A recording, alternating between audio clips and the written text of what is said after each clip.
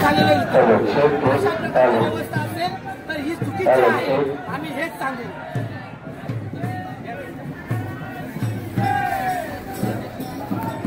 हा काढा तो बॅनर, काढा ते, काढा काढा।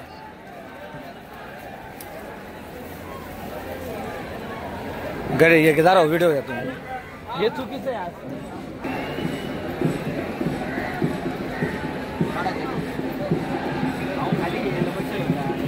त्याला आम्ही आमची अस्मिता मानतो, डॉक्टर बाबासाहेब आंबेडकर। जय भीम, जय शिवराय।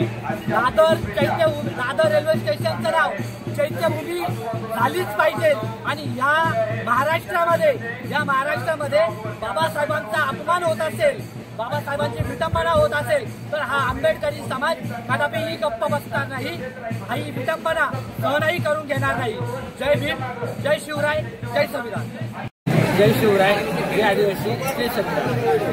आज मुंबई आझाद मैदान या ठिकाणी आमच्या उपोषणाचा 5वा दिवस उघडलेला आहे, तरी हे सरकार झोपेचं सोंग घेत आहे।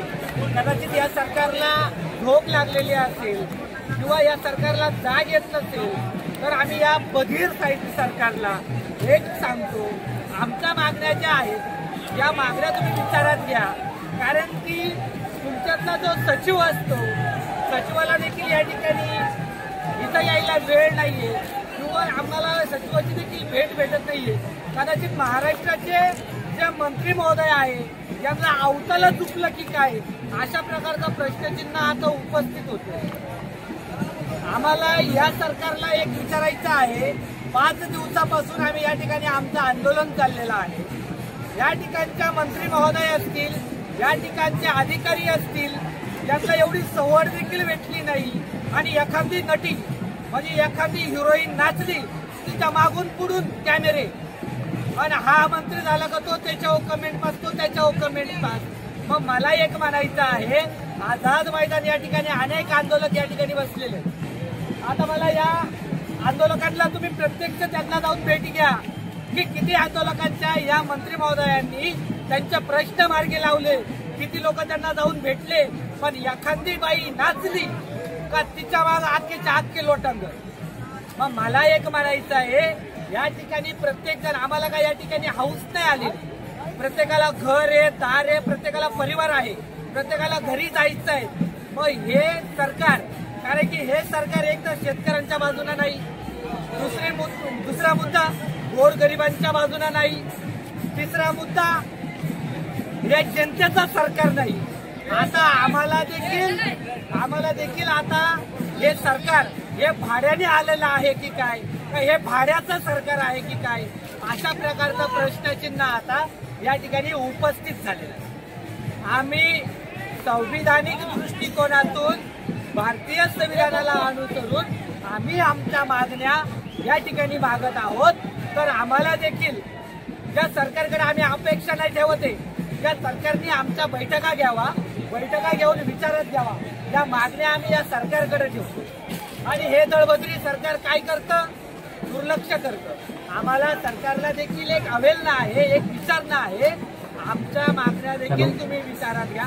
काय मागणी मागितली आहे हो आम्ही, काय मागणी मागितली, ज्यांनी भारतीय संविधान 2 वर्ष 18 महिने 18 दिवसाची राज्यघटना निर्माण केली, ज्यांनी 6763 जातींचा अभ्यास करून भारतीय संविधान लिहिलं, 6 डिसेंबरला त्यांना अग्निडाग दादर या ठिकाणी चैत्यभूमीला दिला, तर त्या दादर रेल्वे स्टेशनचं नाव चैत्यभूमी करावं, ही मागणी आम्ही राज्य सरकारकडे ठेवलो। आणि ज्यांनी 1.5 दिवसाची शाळा शिकून साहित्यिक झाले, त्यांनी फकीरासारखी कादंबरी त्यांनी लिहिली, ते लोकशाहीर अण्णाभाऊ साठे यांना भारतरत्न का देऊ नये। त्यावेळेस मुंबई गुजरातला जात होती, त्यावेळेस माझी महिना गावाकडे राहिली, या चळवळीतून, कामगारांच्या चळवळीतून त्यांनी आता महाराष्ट्र आणि मुंबई त्यांनी वाचवली। मग त्यांना आम्ही भारतरत्न मागतोय, काय वावटी मागितली। आम्हाला महाराष्ट्र राज्याच्या मुख्यमंत्र्यांना, सामाजिक न्याय मंत्र्यांना एक हात जोडून विनंती आहे, आमच्या मागण्या तुम्ही विचारात घ्या। अन्यथा आम्हाला तुम्हाला विचारात घ्यायची वेळ येईल असं कुठल्याही प्रकारचं कृत्य आमच्याकडून होऊन देऊ नका। उद्याकडे कायदा सुव्यवस्था जर बिघडली तर यास आपण स्वतः आपलं प्रशासन आपलं सरकार हे सुद्धा जबाबदार असेल अशा प्रकारचं या ठिकाणी मी नमूद करतो।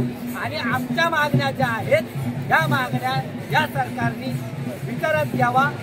जय भीम, जय संविधान, जय आदिवासी, जय शिवराय।